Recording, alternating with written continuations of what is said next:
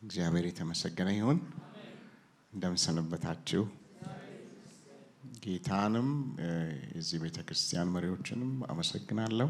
ዛሬ ከናንተ ፊት ቆሜ እግዚአብሔር ፊት ቆሜ እግዚአብሔርን ጸጋ እግዚአብሔርን ቃል እንድንካፈል እድል ስለተሰጠኝ አመሰግናለሁ። እግዚአብሔር የተባረከ ይሁን። ስለ ምስጋና የተማራችሁ እንደሆነ ሰምቻለሁ።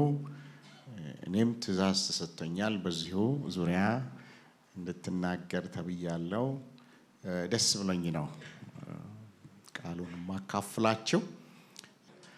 አያችሁ ማገለግለው ዛሬ አመስጋኝነት በሚል ርዕሰ ጉዳይ ነውና እንደው ከመጸለያችን በፊት በሁለተኛ ጢሞቴዎስ ምዕራፍ 3 ላይ በመጨረሻው ዘመን አስጨናቂ ጊዜ እንደሚመጣ ወቅ ይለውና የኔ ወገኖች እኔ የጭንቅ መዘርዝር ምለውን ሰዎች በመጨረሻው ዘመን እንዲህ ይሆናሉ ብሎ የሚዘረዝረው በጣም አስጨናቂ የሆነ ዝርዝር አለ እና ሶስቱን ብቻ ባነሳ ትዕቢተኞች ይሆናሉ ይላል። ምን ይሆናሉ? ተሳዳቢዎች ይሆናሉ ይላል። ከዛ የማያመሰግኑ ይሆናሉ ይላል። ዛሬ ይህንን ተቃውመን ከልባችን ከዘመናችን ብንወጣ ምን ይመስላችኋል? አያችሁ ይሄ ዘመን ነቀፌታ በጣም የበዛበት ዘመን፣ ሁሉ ተንታኝ፣ ሁሉ አዋቂ፣ ሁሉ አስተያየት ሰጪ የሆነበት ዘመን፣ ከየትኛውም ዘመን ይልቅ የሶሻል ሚዲያ ቫይረስ ነው ልበል የከተተብንና ሰው ዝም ማለት የማይችልብን በሁሉ ነገር አስተያየት ሰጪ ሊቀሊቃውንት የሆነበት፣ አስተያየቱ ደግሞ 90% አሉታዊ የሆነበት፣ ደጉ ነገር ለማየት የተሳነን፣ ነቀፌታ ለማየት በጣም የጀገንበት ዘመን ስለሆነ፣ ያ ደግሞ በሽታ ስለሆነ፣ እግዚአብሔርም ስለማይከብርበት፣ ነቃፊውም ስለማይባረክበት ፈውስ አያስፈልግም ወገኖች። ምነው ዝም አላችሁ? እኛ አያስፈልግም። እኔው መልሴ ያስፈልጋል እላለሁ እኮ እናንተ ዝም ካላችሁ፣ ግን አብረው ቢሆን ይሻላል ብዬ ነው። ፈውስ ያስፈልገናል። አያችሁ ያዕቆብ ላይ እንደዚህ የሚል ቃል አለ። ነፍሳችሁን ማዳን የሚችለውን በውስጣችሁ የተተከለውን ቃል በትህትና ተቀበሉ ይላል። አሜን። ለዳኑ ሰዎች ነው የተነገረው። ድኗል፣ የዘላለማዊ ሕይወት አገኘ። ግን ነፍስ እየዳነች የምትመጣ ናት። አንድ የምትድነው ከትዕቢት ከነቀፌታ ካልዋል አሉታዊ ንግግር ነው። ነፍሳችሁን ማዳን የሚችለውን በውስጣችሁ የተተከለውን ቃል በትህትና ተቀበሉ። አሜን። እኔ ሳስተውለው የኔ ወገኖች ትህትናና አመስጋኝነት በጣም የተያያዙ ጉዳዮች እንደሆኑ አስተውላለሁ። ዛሬ የምናገረው በዋናነት እግዚአብሔርን ስለማመስገን አይደለም፣ ሰውን ስለማመስገን ነው። አሁን ራሱ የገሰጸኝ ሰው ይኖራል በልቡ፣ ምስጋና ለእግዚአብሔር ነው እንጂ ሰው ይመሰገናል እንዴ? እኔ እንጃ። እስቲ ያ እግዚአብሔር ቃል የሚለንን እኔ ማመስገን ከትህትና ጋር በእጅጉ ይያያዛል። 3 ሰዎችን አነሳለሁ። ዳዊትን አነሳለሁ፣ ከዛ ሳኦልን ወይም ንጉስ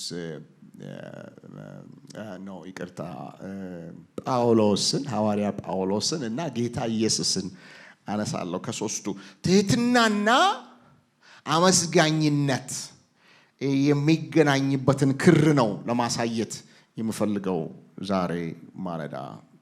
ስለ ዳዊት ትህትና ትንሽ እንመልከት። እግዚአብሔር መጣና አንድ ጊዜ ዳዊት ሸምግሎ ሳለ የእግዚአብሔርን ቤት ለመስራት በተነሳ ጊዜ እግዚአብሔር መጣና ልጅህ ነው የሚሰራልህ ብሎ በጣም ድንቅ የሆነ እንዴት እንዳስነሳው፣ እንዴት እንደረዳው፣ እንዴት እንደተዋጋለት፣ እንዴት ድል እንደሰጠው፣ አሁንም ደግሞ በዳዊት ላይ ያለው ኪዳን በልጁ ላይም እንደሚቀጥልለት ተናገረው እግዚአብሔር እና ብድግ ብሎ በእግዚአብሔር ፊት ተቀመጠ ይላል። እና እኔ ዙፋኑ ላይ ይቀመጣል ብዬ አላስብም። በእግዚአብሔር ፊት ዙፋን ላይ መሬት ላይ ቁጭ አለና ከዛ ምን አለ? ከዛም ንጉሥ ዳዊት ገባ። አንደኛ ዜና 17:16 ቶሎ ቶሎ ነው የምንሄደው። ይሄ የትህትናውን ፓርት በዋናነት ምስጋናው ላይ መቆየት ስለምፈልግ፣ ስለዚህ ከዛም ንጉሥ ዳዊት ገባ፣ በእግዚአብሔር ፊት ተቀምጦ እንዲህ አለ፣ ለመሆኑ እዚህ ያደረስከኝ እኔ ማን ነኝ? ቤተሰቤስ ምንድን ነው አለ። ትህትናውን ታያላችሁ። አያችሁ ትህትናውን። ንጉሥ እንደዚህ ሲል እንዲህ ቀላል ነገር እንዳይመስላችሁ። በነገራችሁ ላይ የኔ ወገኖች ለሰው ቅርቡ ነገር ምንድን ነው ብትሉ ትዕቢት። ቶሎ የሚጎበኘን ነገር ቢሆን ከሩቅ የማይመጣ ቶሎ ቶሎ ብቅ እያለ የሚያስቸግር ነገር ቢኖር ትዕቢት ነውና ዳዊት ትጎበኘው ዘንድ እዚህ ያደረስከኝ እኔ ሌላ ቦታ ትጎበኘው ዘንድ የሰው ልጅ ምንድን ነው ሲል ታያላችሁ። በራሱ ጉልበት ዳዊት አይተማመንም። እንደምታውቁ ዳዊት ጀግና ነው። ገና በወጣትነት ጎልያድን የዘረረ ነው። ነገር ግን ትዝ ይላችኋል ጎልያድ ሲፎክር ዳዊት መጥቶ እኔ ገጥመዋለሁ ሲል ሳውል አንተ አትችለውም ሲለው ምን አለ? አይ እኔ እኮ በጎቼን ለመውሰድ አንበሳና ድብ ይመጣ ነበርና ገነጥለው ነበር መታው ነበር አለና ከዛ ግን አለ ከአንበሳ መዳፍ አይደል ከድብም መንጋጋ ያስጣለኝ እግዚአብሔር ከዚህ ፍልስጤማዊ ያስጥለኛል። አሜን። ጉልበታምነት አይሰማውም ነበረ። ኃያልነት አይሰማውም። ድልን ትሰጠኛለህ ይላል። ስትውጊያ ፍርድሜ ያገባ ዳዊት ብድግ ብሎ አይዘምትም። ምን ይላል? ልውጣን አብረኸኝ ትወጣለህን? ድልን ትሰጠኛለህን? ይላል ዳዊት። ከአንበሳ መዳፍ ከድብ መንጋጋ ያዳነኝ እግዚአብሔር ከዚህ ፍልስጤማዊ እጅ ያድነኛል አለ። አንድ ጊዜ ደግሞ ፈንድሬዝ አረገ ዳዊት። ንጉሥ ልጁ ስለሚሰራው ቤተ መቅደስ ፈንድሬዝ አደረገና ህዝቡ በኃይለኛው ሰጥ። አንደኛ ዜና ይሄን እንድናወጣው ፈልጋለሁ። አንደኛ ዜና ምዕራፍ 29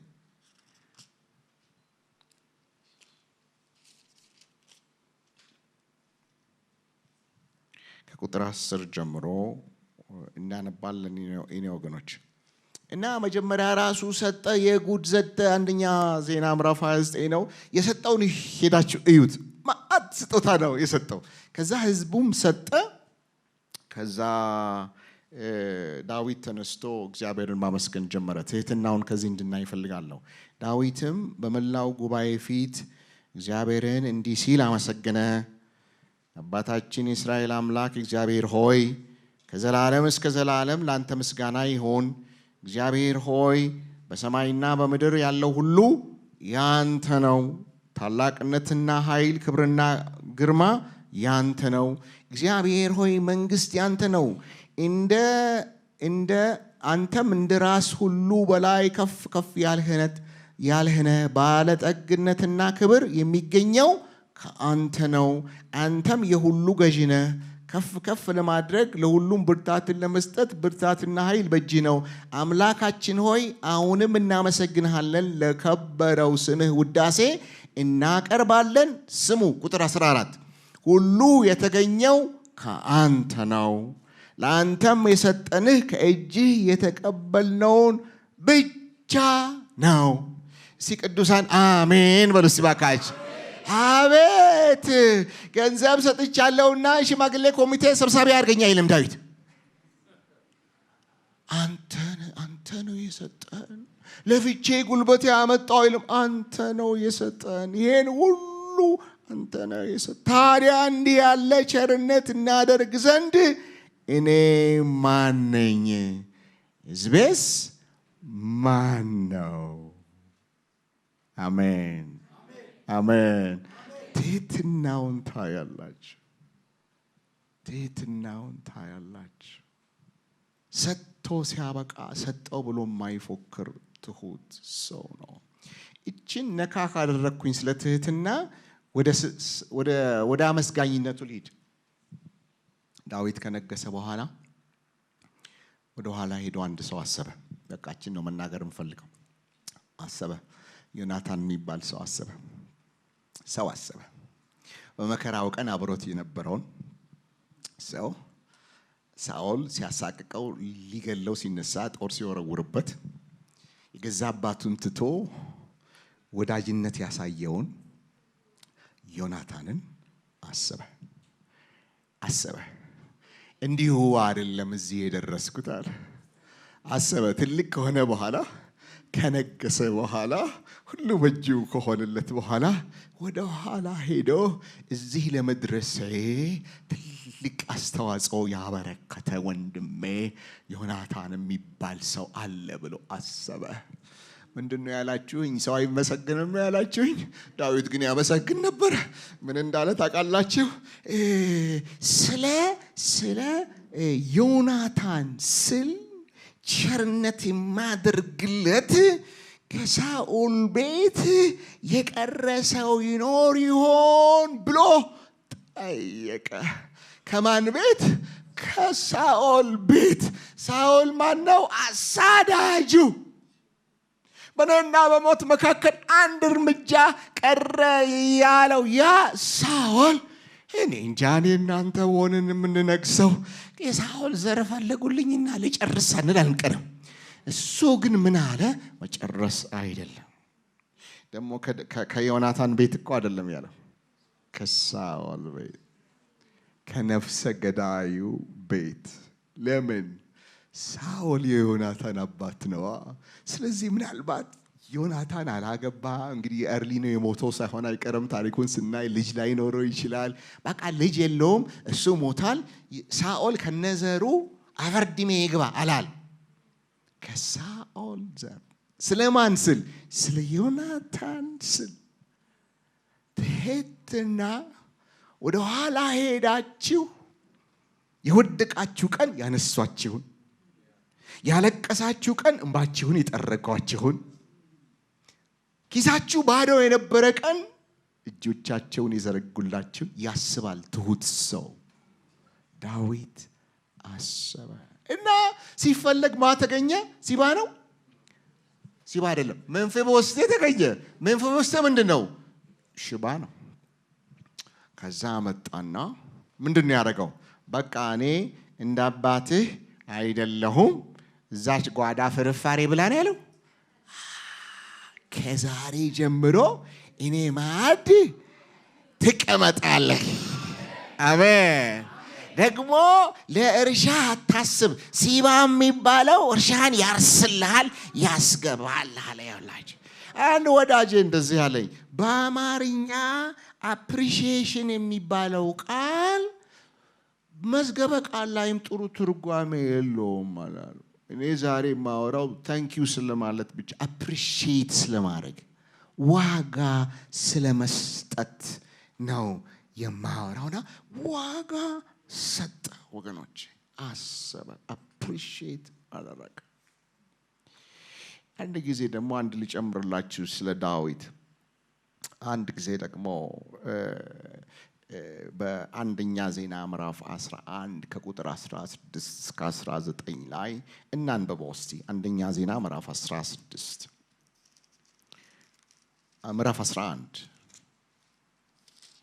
ከ16 እስከ 19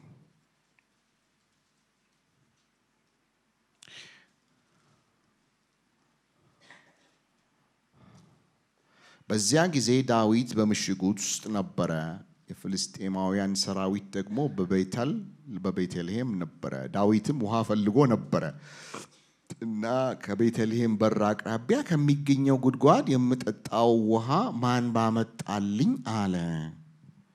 በዚህ ጊዜ ሦስቱ የፍልስጤማውያን ሰራዊት ጥሰው በማለፍ በቤተልሔም በር አጠገብ ከሚገኘው ጉድጓድ ውሃ ቀድተው ለዳዊት አመጡለት። እርሱ ግን ሊጠጣው ስላልፈለገ በእግዚአብሔር ፊት አፈሰሰው። ከዚያም ይህንን ከማድረግ እግዚአብሔር ይጠብቀኝ፣ ይህ በሕይወታቸው ቆርጠው የሄዱትን የእነዚህን ሰዎች ደም እንደመጠጣት አይደለምን አለ። ይህንን ለማምጣት በሕይወታቸው ቆርጠው ስለነበር ዳዊት ሊጠጣው አልፈለገም ይላል። ጠምቶታል። ውሃ ያለው ጠላት ቁጥጥር ስር ባለበት ቦታ ነው። እንዲሁ ካፉ ከዛ ማን ባመጣልኝ አለ። ሦስቱ ኃያላን ጥሰው ሄዱ፣ ተታኩሰው ሄዱ፣ ውሃ ቀድተው ተመለሱ። እንካ ጠጣ አሉት። ታንክ ዩ ሶ ማች ብሎ ብድግ አድርጎ አልጠጣም። አመሰግናለሁ ብሎ ከእጆቻቸው ተቀብሎ አልጠጣም።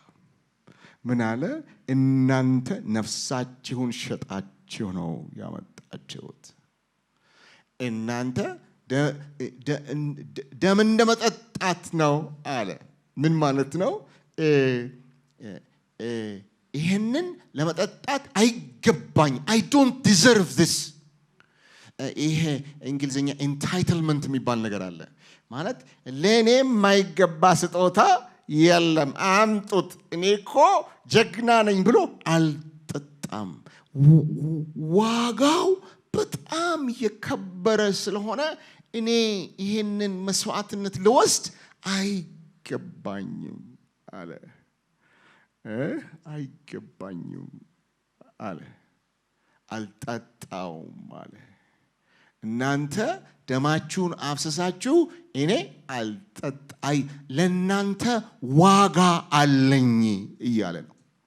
ዋጋ አለኝ። የእናንተ ደም በፊቴ ርካሽ አይደለም። እናንተን እኔ በጣም ቫልዩ አረጋችኋለሁ እያለ ነው። በዚህ የኔ ወገኖች እስቲ አንዴ እጆቻችሁን አንሱና እንጸልይ። ጌታ ሆይ የመንፈስ ነፃነት እንድትሰጠን አሁንም እለምንሃለሁ።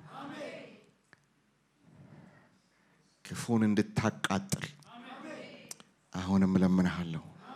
ባሪያህን በጸጋ አሁንም እንድትደግፍ መናገር የሚገባኝን እንድናገር ኃይል እንድትሰጠኝ እጸልያለሁ። ሃሌሉያ። በኢየሱስ ክርስቶስ ስም አሜን። እግዚአብሔር ኃያል ነው። አልጠጣውም አለ። ይሄ በቴንኪዩ የሚወሰድ ስጦታ አይደል። ኢትስ ቱ ቫሉable። ዋጋው በጣም ትልቅ ነው። በነገራችን ላይ ድሮ ምን ይባል ነበር? ይሄ የሮያል ብለድ ብሉ ብለድ ነው ይባል። ከሰው የተለየ ነው። የነገስታት ዘሮች ደማቸው ራሱ ብሉ ነው ይባል ነበር። እነዚህ እኮ እነማን ናቸው ካላችሁ ምስኪኖች፣ የተከፉ፣ እነዚህ የተጨቆኑ፣ ዕዳ ያለባቸው የተከፉ ናቸው። እነዚህ ሶስቱ እና ሰራዊት ያደረጋቸው ዳዊት ነው። ያሰለጠናቸው ዳዊት ነው። ስለዚህ ሊንቃቸው ይችል ነበር። እናንተን ምናምንቴ የነበራችሁን ሰዎች አሰልጥኜ ለዚህ ያበቃኋችሁ እኔ ነኝ ብሎ ንቆ ዝም ብሎ ሊጠጣ ይችል ነበር። የኔ ወገኖች ግን አላደረገውም፣ ዋጋ ሰጠ።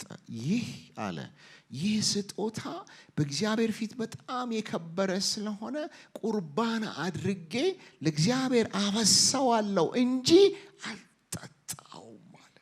እግዚአብሔር አምላክ ዋጋ መስጠትን ዛሬ በዚህ ቃል ያካፍላችሁ። ዋጋ የተከፈለላችሁን እንደ ተራ ከመጠጣት እግዚአብሔር ይጠብቃችሁ። ዳዊት ግን ዓይኑ የተከፈተለት ሰው ነበር። የወንድሞችን ደም አልጠጣም አለ፣ ለእግዚአብሔር አፈሰሰው። ይሄ ነበር ዳዊት፣ አመስጋኝ ነበረ ዳዊት። ወደ ጳውሎስ እንሂድ። ስለ ትህትናው ስናነሳ እኔ ይላል አንደኛ ጢሞቴዎስ 1:15 ላይ ከኃጢአተኞች ሁሉ ዋና እኔ ነኝ ይላል። የሆንኩትን ሁሉ የሆንኩት በእግዚአብሔር ጸጋ ነው ይላል አንደኛ ቆሮንቶስ 15:10 ላይ። ሰው በስንት ነገር ይመካል። ገላትያ 6:14 ላይ እንደዚህ ይላል፣ እኔ የምመካው በመስቀሉ ነው ይላል። ዓለም ለኔ እኔም ለዓለም ከተሰቀለበት ከክርስቶስ ኢየሱስ መስቀል በቀር ትምክህት ከኔ ይራቅ ይላል። በመስቀል ይመካል። ሌላ በምን ይመካል? በድካሙ ይመካል። ኃይለ ይሄ ምንድነው? ይሄን ሞጊያ አስወግድልኝ ብሎ ሲጸልይ አላስወግድልህም አለው። ለምን ሲባል እኔ ኃይል የሚበረታው አንተ ስትደክም ነው አለ። እንግዲያውስ የክርስቶስ ኃይል በእኔ ይታይ ዘንድ በድካሜ እመካለሁ። ትህትናውን ታላችሁ። ደግሞ አንደኛ ቆሮንቶስ 15:10 ላይ እንደዚህ ታያላችሁ፣ ለእኔም የተሰጠኝ ጸጋ ከንቱ አልሆነም፣ እንዲያውም ከሁሉ በላይ በትጋት ሰርቻለሁ። ዳሩ ግን እኔ ሳልሆን ከእኔ ጋር ያለው የእግዚአብሔር ጸጋ ነው ብሎ ለፍቻለሁና ልንገስ ሳይሆን እኔ ሳይሆን እግዚአብሔር ነው፣ ጸጋው ነው በእኔ ላይ የሰራው ይላል። ስለ አመስጋኝነቱ እናንሳ። አንደኛ ጳውሎስ ያገለገላቸውን ሰዎች፣ ቤተ ክርስቲያኖች ያመሰግናል። ገላትያ ምዕራፍ 4 እናንብብ።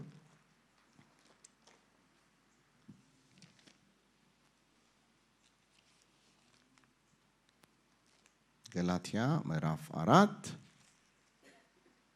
ከ13 እስከ 15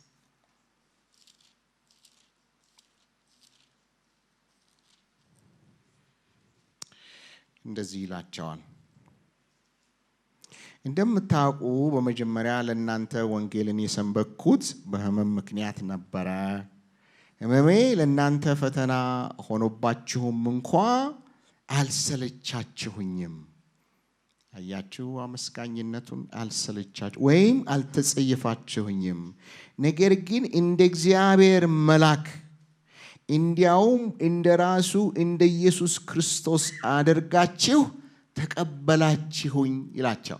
መጋቢው ቤተ ክርስቲያንን ሲያመሰግን እንደ እግዚአብሔር መልአክ ተቀበላችሁኝ ይላቸዋል። ምን ይላል? እንዲያውም ቢቻላችሁ ዓይናችሁም ቢሆን እንኳን አውጥታችሁ የምትሰጡኝ እንደነበራችሁ እመሰክራለሁ ይላል። እስቲ አመስጋኝ መጋቢ እንዴት ነው? ያስፈልጋል? ማመስገን አለበት መጋቢ ህዝቡን። ይኸውላችሁ ያመሰግናል። የፊልጵስዩስን ሰዎች ሲያመሰግን እናያለን። አንደኛ ተሰሎንቄ ምዕራፍ 2 ቁጥር 19 ላይ እንደዚህ ይላቸዋል። ስለ ተሰሎንቄ ሰዎች ሲያመሰግን እናንተ ይላቸዋል ጌታችን ኢየሱስ ሲመጣ ይላቸዋል። አሜን። ኢየሱስ ይመጣል። አገልጋዮች ኢየሱስ ይመጣል። የዛን ጊዜ ህዝባችንን አሰልፈን እኮ እንቆማለን። ሳምዬ እንቆምና ያገለገልነው ህዝብ ፊት ለፊት ይሆናል። ከዛ ጌታ ይጠይቀናል አይደለም? እሱ ምን ይላል? የዛን ቀን በጌታ ፊት ይላቸዋል። ገና እኮ በጊዜ እናንተ ተስፋችን፣ አሜን፣ ደስታችን፣ አክሊላችን፣ ክብራችን ናችሁ ይላቸዋል። አሜን አሜን። ልመርቃችሁ። የዚህ የደስታ የአገልጋዮች በጌታ ፊት የመመስገን ምክንያት ያርጋችሁ። ከናንተ የተነሳ ፓስተሮቻችሁ በኢየሱስ ክርስቶስ ፊት ሞገስ ያገኙ።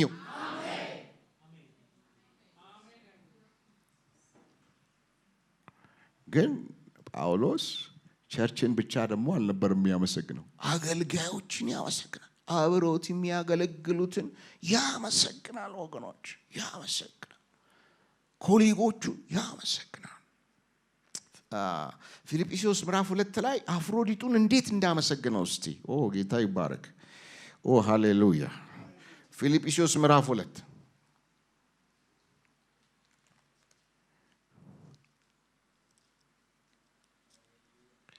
ሰይጣን እየተቀጣ ነው። አሜን በሉ። በቃሉ ሰይፍ እየተወጋ ነው። አሜን በሉ። ፊልጵስዩስ ምዕራፍ 2 ከ25 ጀምሮ ስለ አፍሮዲጡ ሲያመሰግን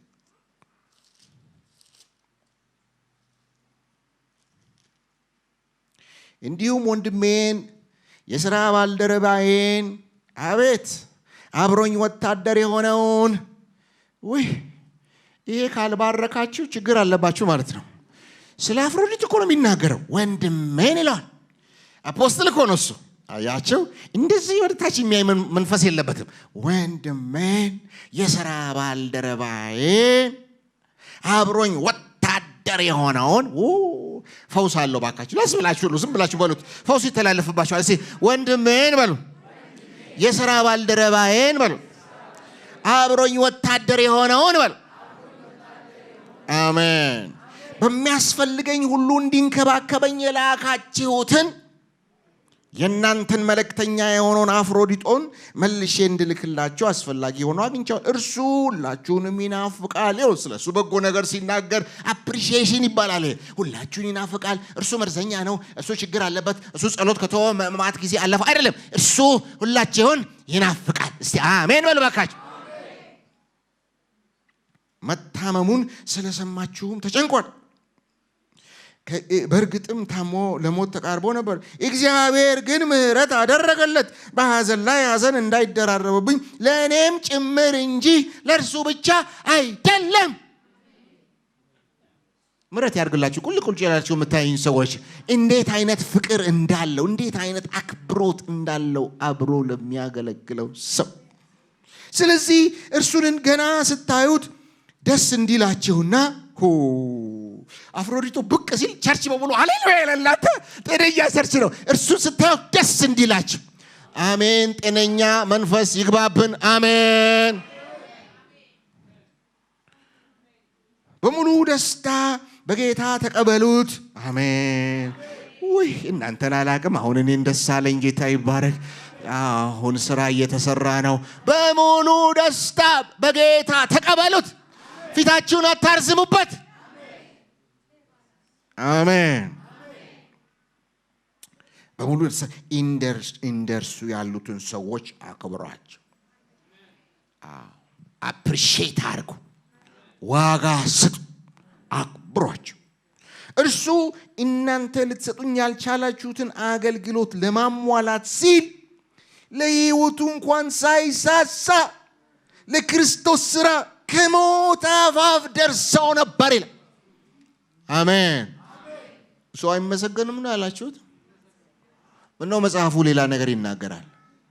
ይሄው ድብና አድርጎ ሲያመሰግነው ታያላችሁ። ዋጋ ሲሰጠው ሲያከብረው ታያላችሁ። ሁለተኛ ቆሮንቶስ 2:12 ላይ ላንብብላችሁ። ሁለተኛ ቆሮንቶስ 2:12 ላይ የክርስቶስን ወንጌል ለመስበክ ወደ ጢሮአዳ በሄድኩ ጊዜ ጌታ በር ከፍቶልኝ ነበረ ይላል። የወንጌል በር አድርጎ ጌታ ነው ደግሞ የከፈተው። ከፍቶልኝ ነበረ ይላል። ይሁን እንጂ እንዴ በር ተከፈተና ይሁን እንጂ አብሮ ይሄዳል። ከተከፈተ መሄድ ነው እንጂ ከተከፈተ ማገልገል ነው እንጂ ይሁን እንጂ ይባል። ይሁን እንጂ ወንድሜን ቲቶን እዚያ ስላላገኘሁት መንፈሴ አላረፈም ይላል። አለ ወንድሞች መንፈሳችሁ የሚያርፍ መድኃኔዓለም ፈውስ ይስጣችሁ። አገልግሎቱ ተከፍቷል። ክሩሴድ ማድረግ ይቻላል። አጋንንት ማባረር ይቻላል። በዩቱብ መውጣት ይቻላል። እኔ ግን ነፍሴ አላረፈም። ቲቶ እየናፈቀኝ እሱን ካላየሁት ነፍሴ አያርፍም ይላል። ዋጋ መስጠት፣ አፕሪሺየት መደራረግ። ከዛ ተሰናብቻቸው ሄድኩ ይላል። እናንተ በሩን ትቶ በር ይተዋል እንዴ? ጳውሎስን ጠይቀው፣ እኔ ምን አውቃለሁ። በቃ ትቶ ወንድሙን ፍለጋ ሄደ። በቃ ይሄን ነው የተጻፈ ነው የማነበው። እስቲ አሜን። መረቀው አጠገብ ያለው እንግዲህ ያልተጻፈ ከማንበብ መዳነል የሚጠብቅ በለዋል። እዚሁ ሁለተኛ ቆሮንቶስ ላይ እንሂድና ምዕራፍ 7 ደግሞ እንደገና ስለ ቲቶ የሚናገረውን በጣም ልብ የሚነጋ ነገር እንመልከት ወገኖቼ። ሁለተኛ ቆሮንቶስ ምዕራፍ 7 ከ5 እስከ 6 ወደ መቄዶንያ በመጣን ጊዜ ከያቅጣጫው መከራ ደረሰብን እንጂ ሰውነታችን እረፍት አላገኘም ይላል። ከውጪ ጠብ ከውስጥ ደግሞ ፍርሃት ነበረብን። ይሁን እንጂ ሐዘንተኞችን የሚያጽናና አምላክ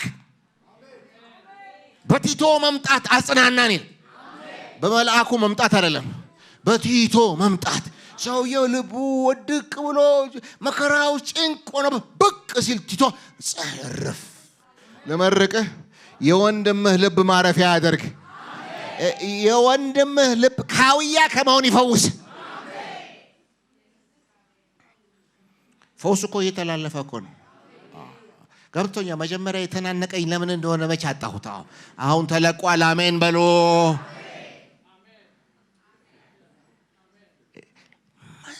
የመጽናናት አምላክ፣ ሐዘንተኞችን የሚያጽናና አምላክ። መንፈሱን ልኮ አይደለም ያለው፣ መልአክ ልኮ አይደለም፣ ራሱ ወርዷል። ቲቶ እኮ ታላቁ አይደለም፣ ታናሽ አገልጋይ ነው፣ ግን በመጽናናት መንፈስ ተሞልቷል። ልቡ ቅን ነው። ልቡ ገር ነው። ልቡ የመንፈስ ቅዱስ ማደሪያ ነው። እሱ ሲመጣ እግዚአብሔር ይመጣል። እሱ ሲመጣ መጽናናት ይመጣል። እኔ አንተን በሆነ አለቅስ ነበር። ኧረ እኔ ልብ ካውያ ነኝ እስከ ዛሬ ወይ አለቅስ ነበር። ዛሬ ፈውሰኝ።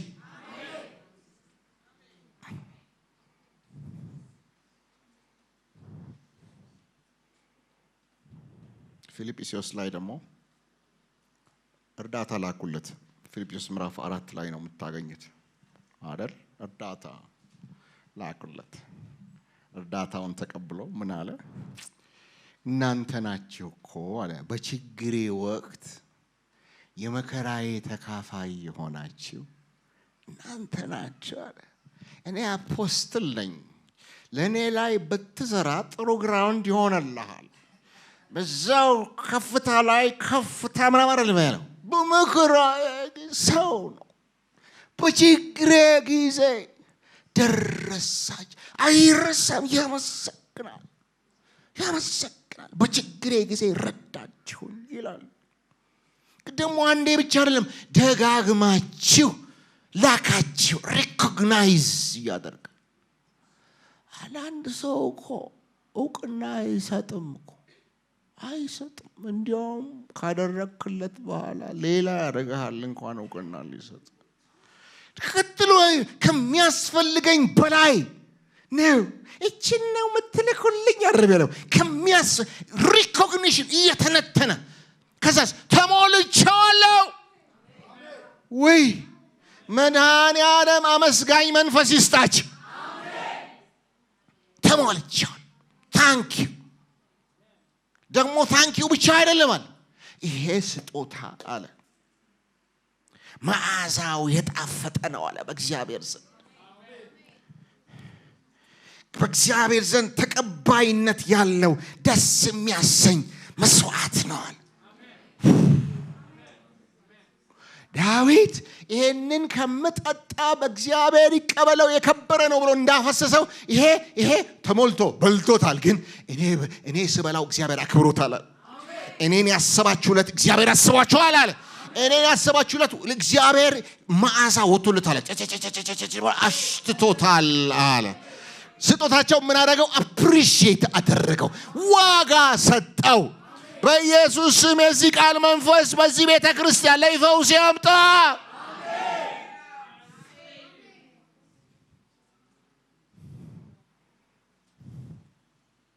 ወደ ጌታ ወደ ኢየሱስ እንምጣ። ጌታችን ኢየሱስ ትሁት ነው ወይ ተብሎ አይጠየቅም አይደል? ራሱም ስለ ራሱ ቢመሰክር ትክክል ስለሆነ እኔ ትሁት ነኝ አለ። እኔ ትሁት ነኝ በልቤም የዋህ ነኝ አለ። ትህትናው ደግሞ በምን ተገለጸ? በቀራንዮ መስቀል ላይ ተገለጸ። ሰው ሆኖ በመምጣቱ ላይ ተገለጠ። የባሪያን መልክ ይዞ በመምጣቱ ላይ ተገለጠ። የትህትና ጥግ ጌታ ኢየሱስ ከክብር ጥግ የውርደት ጥግ እርቃነ ስጋውን ከወንጀለኞች ጋር ከመንጠልጠል የበለጠ ውርደት አለ ወይ? የክብር ጥግ የውርደት ጥግ በትህትናውን አሳየ ጌታ ኢየሱስ ክርስቶስ።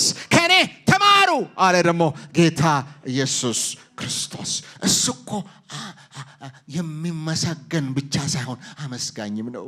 እሱ እኮ ክብር የሚቀበል ብቻ ሳይሆን ክብርንም የሚሰጥ ጌታ ኢየሱስ ክርስቶስ ነው። ሃሌሉያ!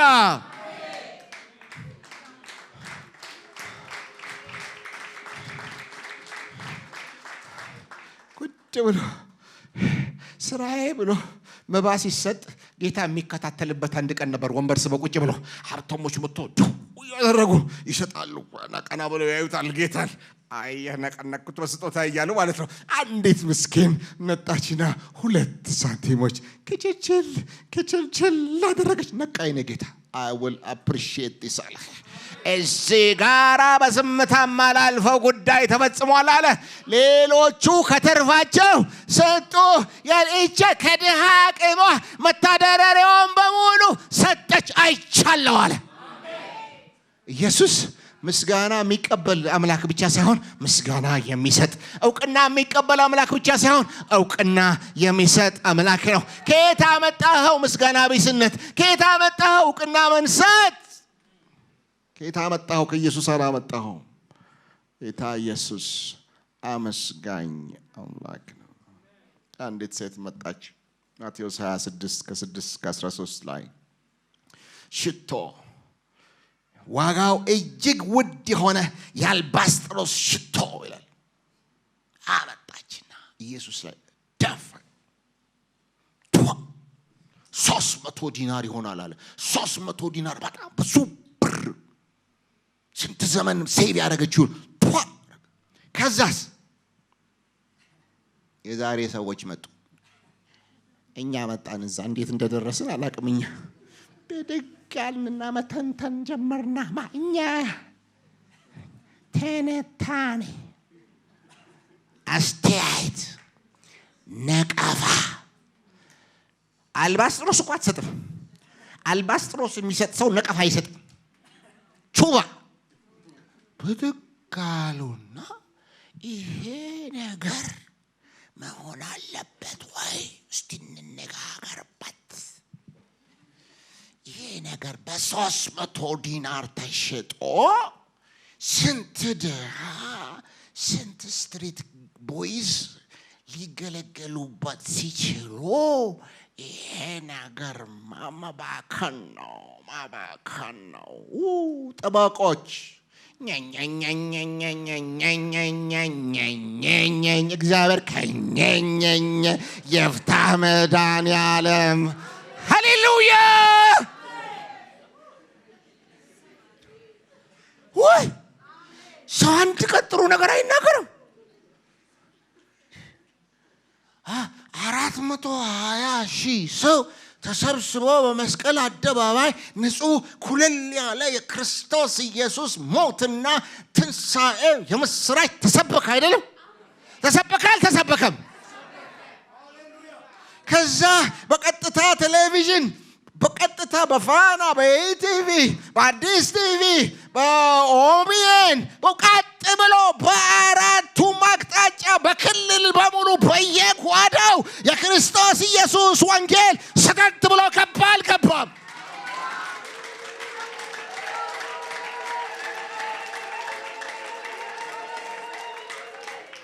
ያልታደለ ጴንጤ እዚህ ላይ አፉን ይከፍታል። የትንተና መንፈስ ማንም ይስበከው። ሁሉን ነገር እኮ ደስ ላይልህ ይችላል። ተነሳና ካውንስሉ ባላንተተ ማንንም ይስበከው እኔ በዚህ ነገር አሁን ማወራበትም ጊዜ አይደለም እሰይ መጀመሪያ ወንጌል ስለመሰበኩ እግዚአብሔር የተመሰገነ ይሁን በል እስቲ ተነኛ መንፈስ ይግባበት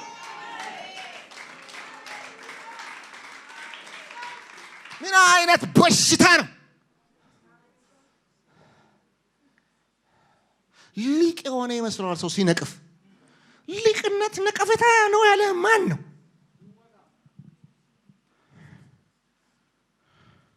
ምን አለ መሰላችሁ ኢየሱስ ብርሃን በደጋለ ነገታ አፍን ከፈት ካለ በደጋለ ድሆች ዝም በሏል አባቸውን ዝጉ ድሆች ሁሉ ጊዜ ከናንተ ጋር አሉ ድሮም አልሰጣችኋቸው ነቃፊ አይሰጥም ወደፊትም አትሰጡ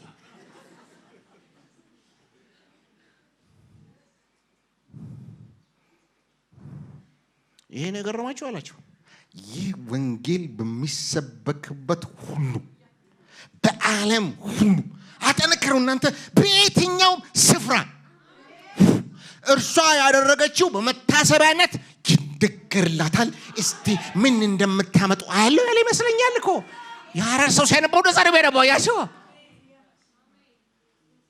ይሄው ዛሬም ተነገረላት ምታመጣላችሁ ታነገረላት ይልቅ አልባስጥሮስ ወደ መስመር በተሸጋገረ አይሻልህም ትንተናውን ትተ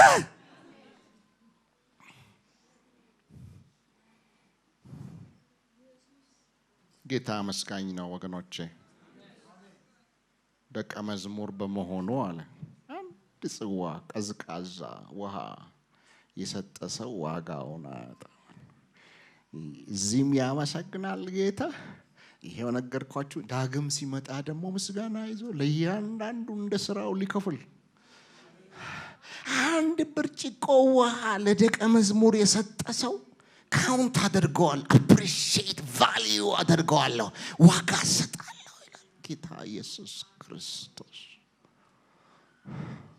ዋላስ ምንድነው የሚለው ማቴዎስ 25 ላይ አንተ በጎ ታማኝ ባሪያ ሲያመሰግንታ ያላችሁ በጥቂት ታምናልና በብዙ ሾመሃለሁ ወደ ጌታ ደስታ ግባ ይሄ ነው የኢየሱስ መንፈስ አመስጋኝ መንፈስ ነው ወንድሜ እየነገረኝ ነበር ሰባቱ አብያተ ክርስቲያናትን ራሱ ጌታ ሁሉ ጊዜ በምስጋና ነው የሚጀምረው ቀጥ ብሎ ነቀፌታ አልሄድም እንደዚህ አፕሪሺየት አድርጎ ነው የሚናገረው ጌታ እስጢፋኖስ ተወገረና ሞተ አይደል እና በድንጋይ የተቀጠቀጠ አይኖቹ ተከፈቱና ንጉሱን ኢየሱስን ቆሞ አየውታል ንጉስ እኮ አይቆምም ንጉስ ይቀመጣል ጃኖ ሄን እናንተ አታውቁም እንጂ ቁጭ ብለው ነው ሰርቲፊኬት የሚሰጡት ንጉስ አይቆምም ንጉስ በዙፋኑ ላይ የተቀመጠ ነው የሚባለው ሲጻፍም ግን በንጉስ በዙፋኑ ላይ የተቀመጠው የነገስታት ንጉስ የጌቶቹ ጌታ ስለ ስሙ ስለ ወንጌል እየተቀጠቀጠ ደሙን ያፈሰሰ ያለው ደቀ መዝሙር ሲያየው አላሳለውም ቁጭ አለልም አለ ቆሜ መስግኜ ነው መቀበለው አለ በኢየሱስ ስም ይሄ መንፈስ ይግባባችሁ አሜን እና እግዚአብሔርን ስለማመስገን መናገር ትተ ስለው ሰው ምስጋና ትናገራለህ ወይ መቼም ዛሬ አሁን ደፍሮ የሚል ሰው አይኖርም ቀደም ሞክሮ ሊሆን ይችላል እና እግዚአብሔር ቃል አጠገብ ያለውን ወንድምህን ሳትወድ እግዚአብሔርን ወደዋለሁ ካልክ ዋሽ ሆነ እንደሚል ወንድሙን ማያመሰግን እግዚአብሔርን ያመሰግናል ብላችሁ ነው ወይ ዳዊት እኮ ሰውን ሲያመሰግን አነበብኩላችሁ አይደል እንደ ዳዊት አመስጋኛለ እንዴ ወደ ላይ ደግሞ ከሆነ አንተ አለቴ አንተ ጋሻዬ፣ አንተ የደህንነት ቀንዴ ካለመመለሻ አለ እንዴ? አያቸው ወንድሙን የሚያመሰግን መንፈስ ያው መንፈስ ነው። ወደ ሰማይም የሚያዘረጋው መንፈስ ያው የምስጋና መንፈስ ነው። እግዚአብሔርንም እንዲያመሰግን የሚያደርግ ወንድምህን እንደ ስጦታ እንደ እግዚአብሔር ስጦታ ሳትቀበል እግዚአብሔርን መቀበል ይቻላል? እግዚአብሔር ያከበረውን አገልጋይ ሳታከብር አፕሪሺየት ሳታደርግ እግዚአብሔርን ማመስገን ማክበር ይቻላልን? ስለዚህ እንማር። ማመስገን እንደ ዘይት ነው። ፍሪክሽን ይቀንሳል። በቤተ ክርስቲያን የህብረት አንድነት እንዲኖር አሁን ይሄ መልእክት ለኮይኖኒያ ቤተ ክርስቲያን አንድነታችሁ እየዳበረ እንዲመጣ መዘነጣጠል አቁሙ። ከትንተና መንፈስ ተወገዱ። ከመናናቅ ከአብሮ አደግነት መንፈስ ተፈወሱና መቀባበል ጀምሩ። ያ ምን ያመጣል? ዘይት በጆይንታችሁ ላይ ዘይት ያፈስና በሙቭመንታችሁ ሳትሰቃዩ በሰላም ያደርጋል። ምስጋና አፕሪሺዬሽን ፈውስ ያመጣል። ለባልና ሚስት ፈውስ ያመጣል። አንድምዬ ሰርታ መጣችውን ምግብ ዝም ብላ አትብላ፣ ስለ መድኃኒዓለም ይጣፍጣል በል። ከዛ በኋላ የተራገመች እንዳትሰራ ወጡን በቃ ትዳሩም እንዳይበጠበጥ አመስጋኝ ሁን። አሜን አሜን። ሚስት አመስግኝ። ወገቡ እስኪንቀጠቀጥ እንደው ሌላው ቢቀር ወጥቶ ስለገባ ታክሲ ሰልፍ ይዞ ተንቀጥቅጦ ስለመጣ ብታመሰግኘው አይሻልም ወይ? ፈውስ ያመጣል። በአገር ደረጃ ማመስገን፣ ጥሩን ማመስገን፣ መንግስት መልካም ሲሰራ ማመስገን። አመስግናችሁ ስትጨርሱ ይሄ ቢስተካከል የምትሉት ካለ በአክብሮት ማቅረብ። ጨለማ ብቻ ከማየት ይፍታህ መድኃኒዓለም ይፍታች። ደጉን ደግ በሉ፣ ልማት ሲሆን ልማት በሉ። ከጠማማ መንፈስ ጋር አትተባበሩ፣ ተራጋሚ አትሁኑ። እኛ የተጠራ ነው በረከት ለመናገር እንጂ ተራጋሚ ለመሆን አይደለም። የምስጋና መንፈስ ይውረሰን። እግዚአብሔርን እንምሰል፣ ኢየሱስን እንምሰል፣ አባቶቻችንን ሐዋርያትን እንምሰል፣ እነ ዳዊትን እንምሰል። የክርስቶስ መዓዛ በአንደበታችን ላይ መሸተት ይጀምር። አንገቶቻችንን ዝቅ አድርገን ተመስገን ተባረክን በል ወገኖች።